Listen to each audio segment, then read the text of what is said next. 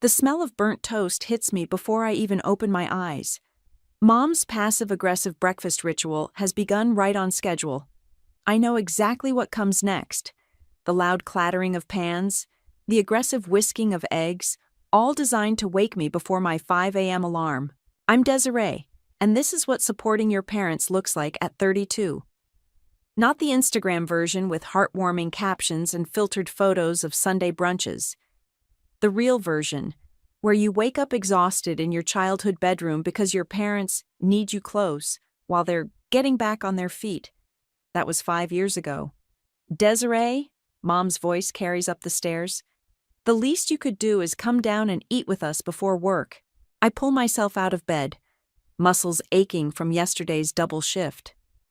The wooden stairs creak under my feet as I descend, each step a reminder that this house needs repairs I can't afford while covering 3 people's expenses. Morning, sweetheart. Dad doesn't look up from his phone. The same phone I pay for, along with everything else since he lost his job at the firm. He's wearing the new golf shirt I pretended not to notice on last month's credit card statement. You're looking thin. Mom pushes a plate of blackened toast toward me. Have you been eating properly in that awful apartment of yours? My apartment is fine, Mom, and I eat just fine. If you'd let us help you find a better place? On what money? The words slip out before I can stop them. The kitchen goes silent. Dad finally looks up, face darkening. You know we're doing our best to get back on track. These things take time. I swallow the bitter laugh threatening to escape. Time. 5 years of time. 60 months of watching my savings disappear while they post Facebook photos from restaurants I can't afford to eat at. I need to get ready for work. I push away from the table, toast untouched. Always running away from conversations, Mom sighs loudly. Just like when we try to talk about you finding someone. 32 and not even dating. I'm halfway up the stairs when I hear the house phone ring. Mom's voice drops to a conspiratorial whisper, but the old house carries sound like a megaphone. Eliza. Yes, the fun money came through. No, she has no idea. Direct deposit makes it so easy. I freeze. Raymond's been dying to try that new golf club. Of course we'll take you both. Desiree's too busy working to check her statements anyway. You should see how she lives, in that tiny apartment, while we— Yes, exactly. We raised her. She owes us this much at least. My hands start shaking. The world tilts sideways as years of exhaustion, sacrifice, and blind trust crystallize into something ugly and sharp. Did you see those photos I sent of the new patio furniture? Mom continues laughing. She thinks we got it secondhand. I know. She's always been so trusting, just like when she was little. I lean against the wall, phone already in hand, banking app open. 5 years of statements I'd skimmed, trusting their desperate pleas for help. 5 years of just until things turn around. The transactions tell a different story. Regular transfers to accounts I don't recognize. Purchases at high-end stores. Restaurant charges that definitely weren't from the discount diners they claimed to frequent. We'll see you Saturday then. Mom's voice floats up. Raymond's so excited about the new clubs. Yes, Desiree will never notice the charge. She's been such a good girl about all this. My vision blurs. Not from tears. I'm too angry for tears. This is the clarity of fury, sharp and cold and perfect. The bedroom door closes behind me with a soft click. I sit at my old desk, the one where I used to do homework, where I signed the papers to become their financial guardian, where I've written countless checks to keep them afloat. My phone buzzes. A text from my sister Zariah. Mom says you're being difficult about breakfast again. Why can't you just be grateful for everything they do for you? I stare at the message, at the years of manipulation suddenly visible in high definition. The guilt trips, the gaslighting, the careful construction of a reality where I'm simultaneously their savior and their ungrateful child. My fingers hover over the keyboard, but I don't respond. Instead, I open a new spreadsheet. Column A, date. Column B, amount. Column C, their story. Column D, the truth. It's time to start keeping receipts. I spend 3 days gathering evidence before I confront them. 3 days of digging through statements, screenshots, and emergency transfers. My spreadsheet grows longer, each entry making my hands shake harder. Family dinner, Mom texts. 6 p.m. sharp. Don't be late like last time. I arrive at 5:55 p.m., manila folder tucked under my arm. Zariah's car is already in the driveway, and I can hear laughter from inside. The sound makes my stomach turn. There's my workaholic, Mom calls from the kitchen, just in time to help set the table. I place the folder on the counter. Actually, I think we should talk first. Dad mutes the TV. What's wrong, princess? You look stressed. Don't call me that. I pull out the first bank statement. Want to explain these golf club charges? The room temperature drops 10 degrees. Mom's smile freezes. Or maybe these spa weekends, I continue, laying out more papers. The ones you said were doctor's appointments? Desiree? Zariah interrupts. What are you doing? Showing our parents what $131,000 of emergency support looks like. I turn to Dad. Including the inheritance you never mentioned. His face goes red. That money was private. Private? I laugh, the sound harsh even to my ears. Like the trust fund you set up in my name without telling me? Or the credit cards you opened using my information? Mom steps forward, wooden spoon pointed at me like a weapon. How dare you come into our house with these accusations? After everything we've done for you, everything you've done for me? The words taste like acid. You mean lying to me? Manipulating me? Using me as your personal ATM while I live in a shoebox apartment? We raised you, Mom shrieks. Fed you, clothed you, put a roof over your head. That's called being a parent. It's not a debt I have to repay. Desiree, stop it, Zariah pleads. You're being dramatic. I slide her the credit card statements. Look at the dates, Zariah. Look at where they were while telling us they couldn't afford groceries. She picks up the papers, hands trembling. Mom, your sister is having some sort of breakdown, Mom says smoothly. You know how she gets, always so high-strung. The inheritance, I cut in. Tell her about Uncle Robert's inheritance. Dad stands up so fast his chair falls backward. That's enough. No, it's not enough. I slam my hand on the table. 5 years. 5 years of working myself to death while you lived it up on my dime. 5 years of guilt trips and manipulation. We are your parents, Mom screams. Everything you give us is a drop in the bucket compared to what we deserve. The room goes silent. Zariah's face drains of color. What you deserve, I repeat slowly. Well, let me tell you what's going to happen now. The money stops. All of it. The cards are canceled. The transfers end today. You can't, Dad starts. I can and I will. And if you try to fight me on this, I'll take every piece of evidence I have to the police. Financial fraud isn't just immoral. It's illegal. Mom bursts into tears. The fake theatrical kind I've seen 1,000 times. How could you do this to us? Your own parents. The same way you did it to me.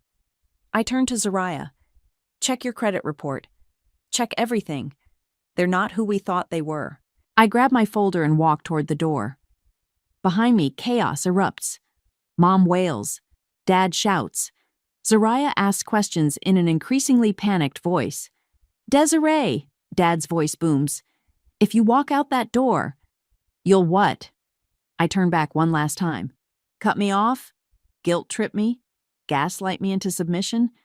Those tricks don't work anymore. My phone buzzes as I reach my car. A text from Zariah. Just check my accounts. Found weird transfers. Can we talk? Another buzz. Mom. You ungrateful child. After everything we've sacrificed. Then Dad. You're making a huge mistake. Family is everything. I start my car, hands steady for the first time in days. One last text comes through, from my coworker Clark. Still on for coffee tomorrow? Yes, I type back. and I have one hell of a story to tell you. As I drive away, I see Mom and Dad in the rearview mirror, standing on the porch. They look smaller somehow, less intimidating. 5 years of power over me, broken by nothing more than the truth. My apartment may be small, but tonight it feels like a fortress. I pour a glass of wine, open my laptop, and start a new document. Subject line: Notice of immediate financial separation. The real war's just beginning. You look like you haven't slept in days, Clark says, sliding a coffee across the break room table. Still dealing with the family fallout? They're relentless. I show him my phone. 37 missed calls since yesterday. I had to block their numbers. Good. You need boundaries. He leans forward. Have you told Freya what's going on? She's been asking why you seem distracted. Before I can answer, my desk phone rings. The reception desk. Ms. Mason, your father is here to see you. My heart stops. Tell him I'm in a meeting. He says he'll wait. I peek through the office blinds. Dad stands in the lobby, wearing his expensive golf shirt like armor. Several coworkers are already staring. I'll handle this. Clark stands up. Stay here. No, I grab my phone. I need to deal with this myself. The lobby falls silent as I approach. Dad's face is red. His angry face, the one that used to terrify me as a kid. Outside, I say quietly. Now. He follows me to the parking lot, practically vibrating with rage. How dare you ignore our calls? Your mother hasn't slept. How dare I? I turn on him. How dare you show up at my workplace? How dare you harass me after what you've done? We are your parents. Stop saying that like it's a blank check. My voice rises. You stole from me. You lied to me. You manipulated me for years. We needed help. You needed golf clubs, and spa days, and luxury vacations. I pull out my phone. Should I call the police? Show them the fraudulent accounts? His face changes, fear replacing anger. You wouldn't. Try me. One more scene at my office, one more ambush, and I'll burn everything down. He steps back, hands raised. This isn't over. Yes, it is. I turn away, then pause. By the way, I'm meeting with Aunt Gabriella tomorrow. Should be an interesting conversation. The color drains from his face. Back inside, Freya is waiting by my desk. My office. Now. I follow her, preparing my resignation speech. Instead, she closes the door and says, "Tell me everything." So I do. The whole ugly story spills out. 5 years of financial abuse, the manipulation, the fraud. She listens without interrupting, taking notes. First, she says when I finish, I'm giving you a raise. You've been doing senior-level work while dealing with this nightmare. What? Second, I'm having security block your parents. No more surprise visits. Tears burn my eyes. Thank you. Third, she slides a business card across the desk. This is my personal attorney. Use him. My phone buzzes. Zariah. Can we meet? Found something bad. We meet at a coffee shop after work. My sister looks different. Smaller, scared. She slides a folder across the table. I did what you said. Checked everything. Her hands shake. They took out loans in my name. 3 of them. Jesus, Zariah. That's not all. She lowers her voice. Aunt Gabriella called me. Asked about Dad's inheritance. The real amount. My coffee goes cold as she explains. The inheritance wasn't small. It was substantial. 6 figures substantial. All hidden. All spent. While I worked myself to exhaustion supporting them. There's more, a voice says. We look up to find Aunt Gabriella herself standing at our table. She sits down, face grim. Your father didn't just hide his inheritance. He created a fake trust in your name, Desiree. Used it to hide money from me. Money that was supposed to be split between all the siblings. The pieces click together. The mysterious transfers, the hidden accounts, the elaborate web of lies. "I'm pressing charges," Gabriella announces, "against both of them. The question is, will you help me?" Zariah starts crying. I reach for her hand. "Yes," I say firmly. "It's time they faced consequences." My phone lights up. Mom calling from a new number. I silence it and look at my aunt. "Tell me everything you know." Later that night, I sit in my apartment, surrounded by papers, bank statements, loan documents, trust paperwork. Each page reveals a new betrayal, a new lie. Clark texts, "You okay?" "No," I reply honestly, "but I will be." I open my laptop and start typing. "Dear IRS Fraud Division, sometimes burning bridges isn't enough. Sometimes you need to salt the earth, too." Another text comes through, from Freya. "Meeting tomorrow. Time to discuss your promotion." I smile. My parents thought they were breaking me. Instead, they set me free. The total amount is $131,220.47, the accountant says, sliding the report across his desk. That's not including interest or the fraudulent credit accounts. I stare at the number. 5 years of my life reduced to a dollar amount. "And you're sure about the trust fund?" I ask. "Created in your name, without your knowledge or consent. That's fraud." He taps the paper. Clear as day. I leave his office with a certified letter and head straight to attorney Dorian Ryan's building. The receptionist eyes me suspiciously. "I'm here about the Mason family trust," I say sweetly. "Raymond Mason's daughter." 10 minutes later, I'm sitting across from Dorian, watching him squirm. I can't discuss private client matters. "Funny," I interrupt, "because I'm supposedly the beneficiary of this trust, yet I've never seen any paperwork." His face twitches. "Perhaps you should discuss this with your father. Perhaps you should discuss it with the Bar Association." I lean forward, because helping clients commit fraud seems problematic. The color drains from his face. "Miss Mason, just tell me one thing. Was there really an inheritance from Uncle Robert?" His silence is answer enough. I text Zariah, "Family brunch tomorrow. Don't tell them you're coming." Sunday morning, I arrive at our parents' favorite restaurant. Mom and Dad are already seated, looking smug. "Finally ready to apologize?" Mom asks as I sit down. "Actually," I place the accountant's report on the table. "I'm here to present an invoice." Dad's face darkens. "Now listen here." "No, you listen." I open the folder. 5 years, 131,2047s, plus interest. "We're your parents." "Parents don't steal from their children." I pull out more papers. "Parents don't create fake trusts. Parents don't hide inheritances." Mom's face goes white. "Who told you?" "I did."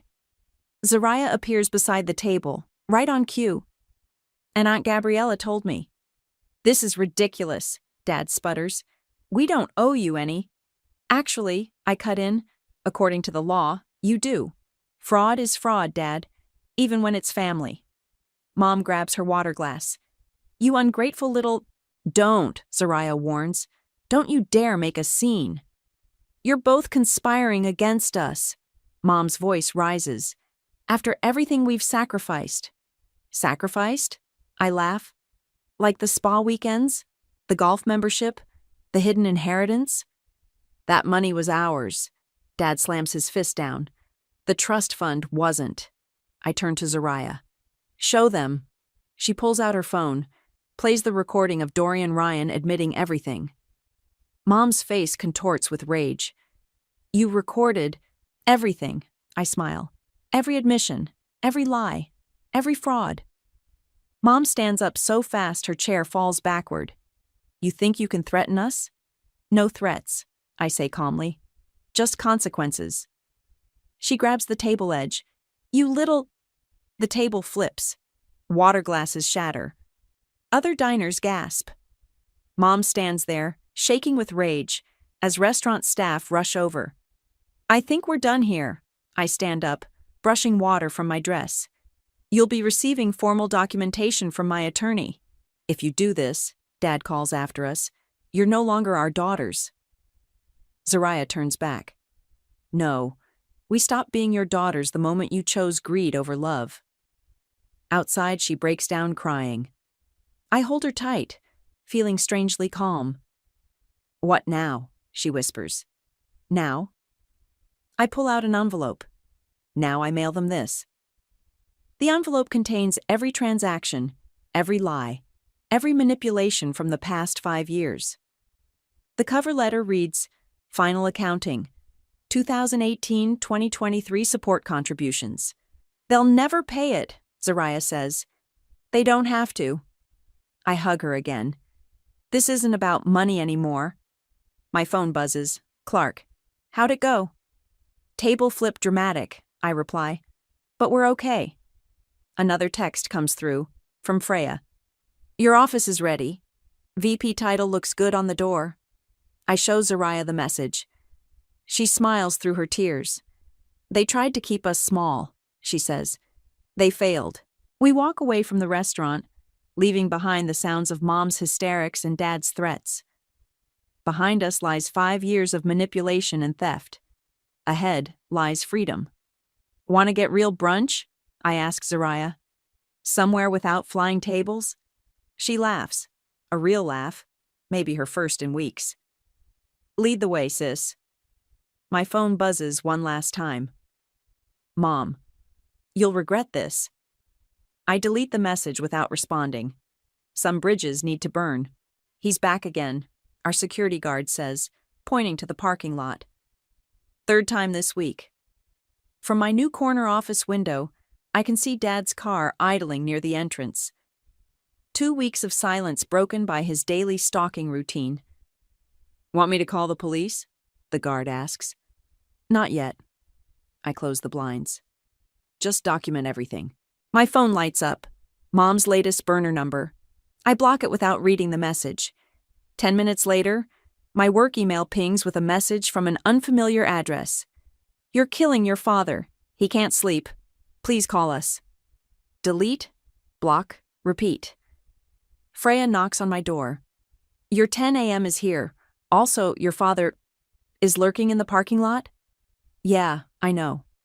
She frowns. This is harassment, Desiree. You need to take legal action. I'm gathering evidence. I gesture to my growing documentation file. Building a case. Build faster. She hands me a coffee. Before this escalates. That afternoon, Clark catches me in the break room. Dinner tonight? You need a distraction. I need a restraining order, I mutter, but agree to meet him. My phone buzzes. Zariah. Emergency. Can you come over? I find her sitting on her apartment floor, surrounded by papers. They refinanced my car, she says, voice shaking, without telling me. Use my information to take out a loan. When? Last month. She holds up bank statements. They needed money for their casino weekend, the one right after you cut them off. I sit beside her, examining the documents. We need to report this. Already did. She wipes her eyes. But that's not why I called. Look at this. She opens her laptop, shows me a series of emails. My stomach drops as I read them. They created a fake trust, she explains, in your name. Used it to hide money from Aunt Gabriella. But they got sloppy, left the documentation in their shared cloud drive. My hands shake as I scroll through the evidence. Forward these to my lawyer. All of them. There's more. She pulls up another email. They're planning to claim elder abuse. Say you manipulated them into giving you money. They've been building this narrative for weeks. A cold laugh escapes me. Let them try. My phone rings. Aunt Gabriella. Are you sitting down?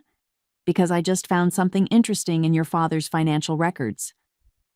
That evening, I cancel dinner with Clark and meet Gabriella at her house. She has 3 decades worth of financial documents spread across her dining room table. Your father didn't just hide his inheritance, she explains.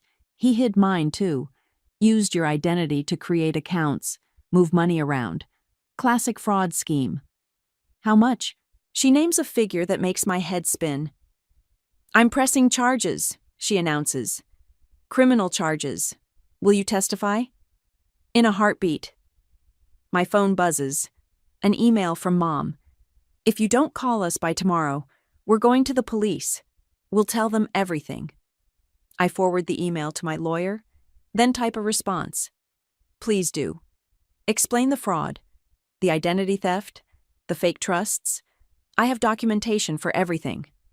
No response. Driving home, I spot Dad's car following me. I call the police. Yes, he's still following. No, I don't feel safe. Yes, I'll hold. He finally turns away when I pull into the police station. The officer takes my statement, adds it to my growing file. We can arrest him for stalking, she offers. Not yet. I hand her my documentation. I want to build a complete case first. At home, I pour a glass of wine and open my laptop. Time to write the hardest email of my life. Dear Mom and Dad, I've documented everything. The fraud, the theft, the harassment, every lie, every manipulation, every illegal act. I have proof of all of it. Stop following me. Stop calling. Stop emailing. The next documented incident goes straight to the police. You taught me that family is everything. You were wrong. Peace is everything. And I choose peace. Do not contact me again. All debts, emotional and financial, are hereby settled. Goodbye, Desiree. I hit send, then block their final email addresses. My phone buzzes one last time. Clark, rain check on dinner? Yes, I reply. And Clark, thank you for everything. I sleep soundly that night, for the first time in weeks. Tomorrow, I'll deal with the fallout. Tomorrow, I'll face whatever new schemes they devise. But tonight, I'm free. And freedom, it turns out, feels a lot like peace.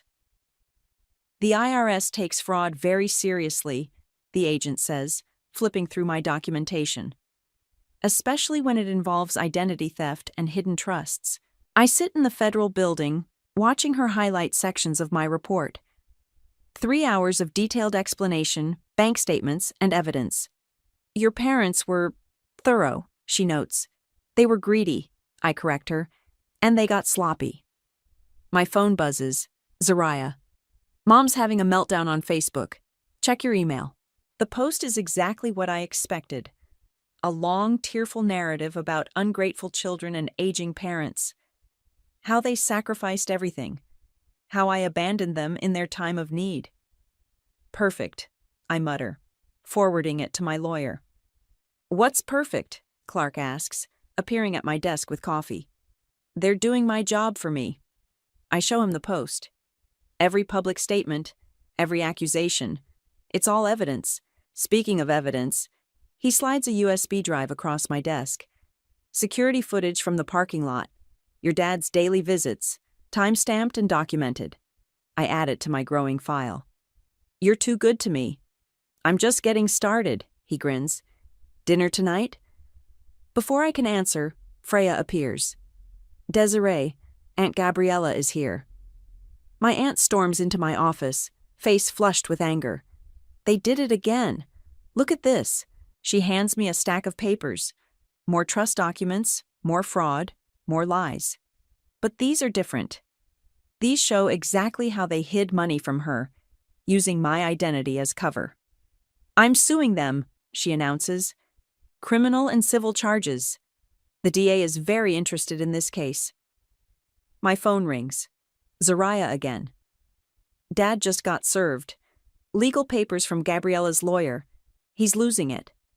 Stay away from the house, I warn her. This is just the beginning. That evening, I sit at my computer, fingers hovering over the keyboard. The post I'm about to write has been brewing for weeks. To those who've been asking about my family situation, I begin. I detail everything, not names, but facts. The financial abuse, the manipulation, the fraud. 5 years of sacrifice met with theft and lies. By the time I finish, my hands are shaking. "Post it," Clark says softly. He's been reading over my shoulder. They don't get to control the narrative anymore. I click share and watch the responses flood in. Other victims of financial abuse, people who've been through similar situations. Support, validation, understanding. Then, "Desiree, your mother's responding." Mom's reply is epic.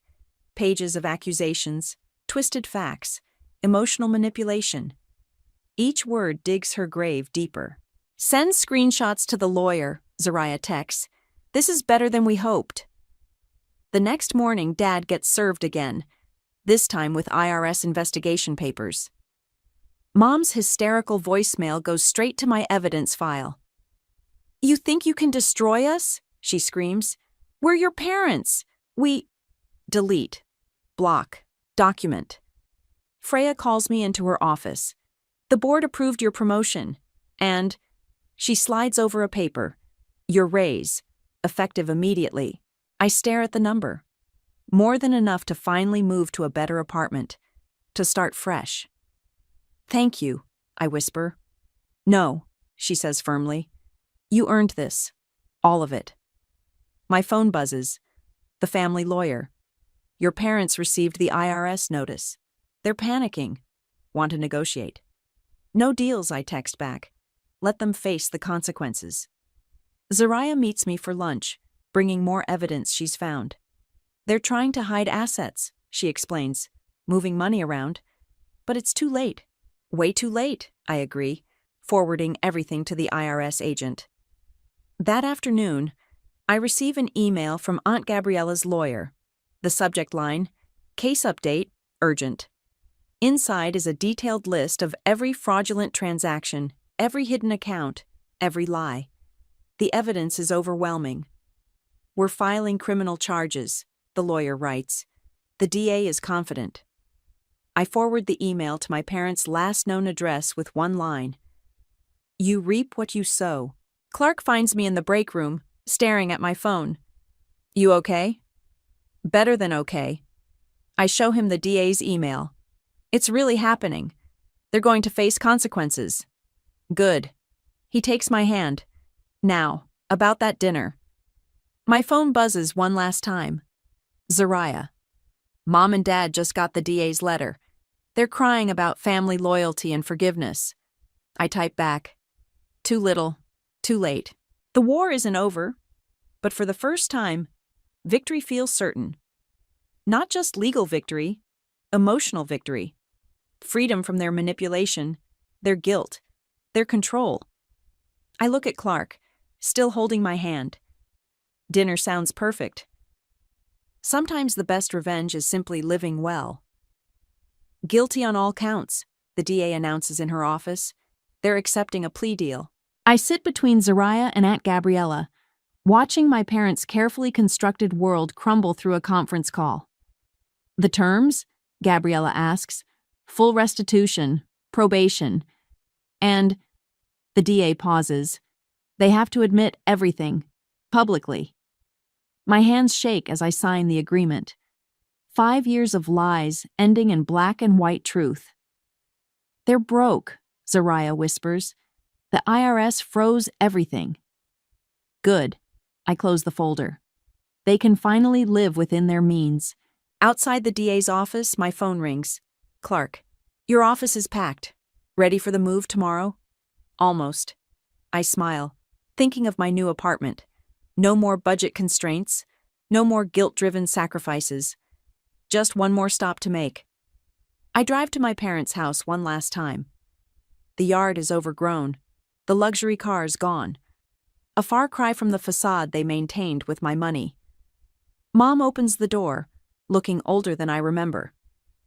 "Desiree, don't." I hold up my hand. "I'm here to say this once. It's over." Dad appears behind her, deflated without his expensive clothes and arrogant smile. "We can explain the fraud, the theft, the lies." I pull out an envelope. Save it for your probation officer. We're your parents, Mom tries. No. I hand her the envelope. You're criminals who happen to give birth to me. There's a difference. Inside the envelope is a letter detailing every penny they stole, every lie they told, every manipulation they attempted. At the bottom, in bold, do not contact me again. All debts, emotional and financial, are hereby settled. You can't just, Dad starts. I can and I have. I turn to leave, then pause. By the way, Aunt Gabriella revised her will. Guess who's not in it anymore? Their faces crumple as the final piece of their entitlement crashes down. Back at my apartment, Clark helps me pack the last box. You're really doing this. Moving on? I tape the box shut. Yes, finally. My phone buzzes. Freya. Board meeting tomorrow. Time to present your first project as VP. Another text follows. Zariah. Mom's crying about the will. Dad's talking about moving to Florida. Let them run, I reply. We're done chasing. Clark wraps his arms around me. Proud of you, you know that. I'm proud of me, too. I lean into him. For the first time, in forever. The next morning, I walk into my new office. Corner suite, executive desk, my name on the door. Freya meets me with coffee. Ready to crush this presentation? Born ready. My phone lights up. An email from my parents' lawyer. Final restitution schedule attached. They've agreed to all terms. I forward it to my accountant without reading it. The money doesn't matter anymore. The freedom does. Zariah visits that evening, bringing wine to my new apartment. Can you believe it's over? Not really. I pour us both glasses. Keep expecting another crisis, another guilt trip. Instead, we got justice. She raises her glass. To freedom. My phone buzzes. Aunt Gabriella. Just filed the final paperwork. The trust is yours now. All of it. I show Zariah the message. Karma's real. So is healing, she adds softly. Later that night, after everyone leaves, I stand on my new balcony. The city lights blur below, full of possibility. My phone shows one last message, from an unknown number. We're sorry. We know it's too late, but we're sorry. I delete it without responding. Some bridges should stay burned. Clark texts, dinner tomorrow? Yes, I reply. And the day after. And after that. My sister sends a final message. Mom's asking if we'll ever forgive them. I think about it. Watching the stars above my expensive new view. The view I earned. The life I reclaimed. Some things don't deserve forgiveness, I write back. Some lessons need to be permanent. I close my eyes, feeling the night breeze. No more guilt. No more manipulation. No more sacrificing myself for people who only saw me as a resource. My phone buzzes one last time. Freya. You're going to nail tomorrow's presentation. You've earned this. Yes, I have. Every bit of it. I've earned my freedom, my success, my peace. And no one, not even the people who gave me life, gets to take that away again. Tomorrow is mine. Finally, completely mine. Last box, Clark announces, setting it down in my new living room. Though I still think you should have hired movers. After everything, I shake my head. I needed to move every box myself. Make it real. My phone buzzes. Zariah sending a photo. Mom and Dad's house with a for sale sign out front. Their downsizing isn't optional anymore, not with the restitution payments and legal fees. They're moving to a rental, she texts. Dad's furious about having to work retail at his age. Karma, I type back, then set my phone aside to help Clark unpack. We're arranging books when Freya calls. Turn on the news. Channel 7. There it is.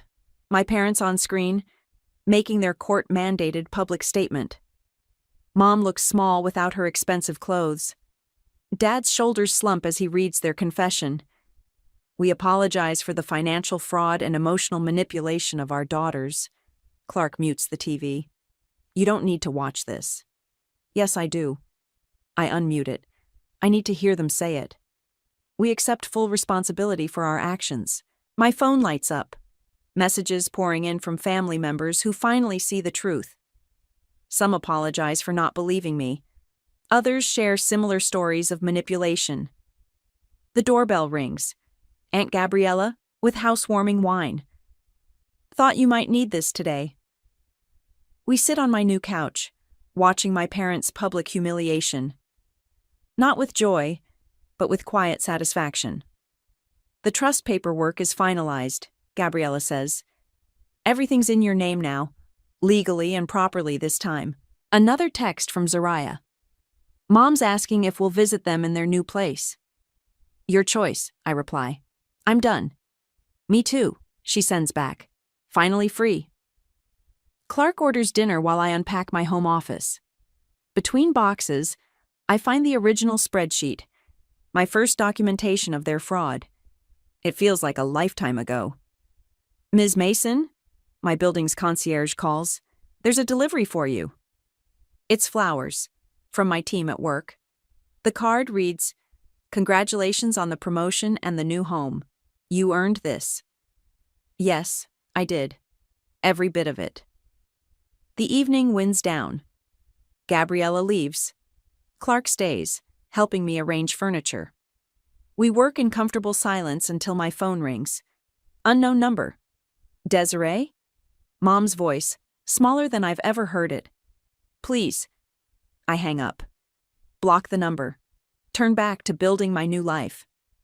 You okay? Clark asks. Better than okay. I hang a photo. Me and Zariah at my VP celebration dinner. I'm free. We order takeout. Sit on my new balcony. The city sparkles below, full of possibility. I have something for you, Clark says, pulling out a small box. Inside is a key. For emergencies, he explains. Or whenever you need a safe place. I think about safety. How I never felt it with my parents. How I'm finally finding it now. My phone buzzes. Freya. Board loved your proposal. Project starts Monday. Another text follows. Zariah. Found an apartment near you? Ready to be neighbors? Always, I reply. The night grows quiet. Clark leaves with a kiss and a promise for tomorrow. I stand in my new space, my fortress, my freedom. One last text comes through, from my old therapist. Saw the news. Proud of you for breaking free. I look around my apartment. No more budget constraints. No more guilt. No more sacrificing my peace for people who never deserved it. The final box sits unopened, labeled Family Photos. I pick it up, walk to the trash chute. Goodbye, I whisper, letting it fall. My phone lights up. Clark.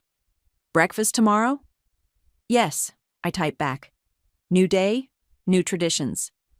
I step onto my balcony, feel the night air.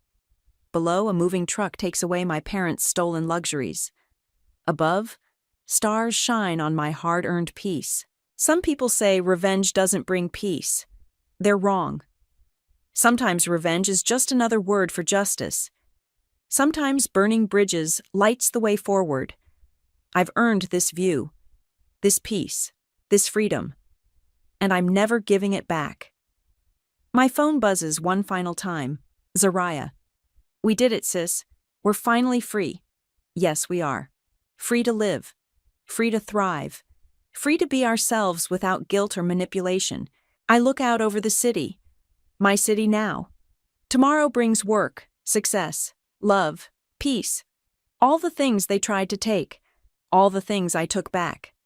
The night wraps around me like a promise. This is what victory feels like. This is what peace feels like. This is what freedom feels like. And it feels like home.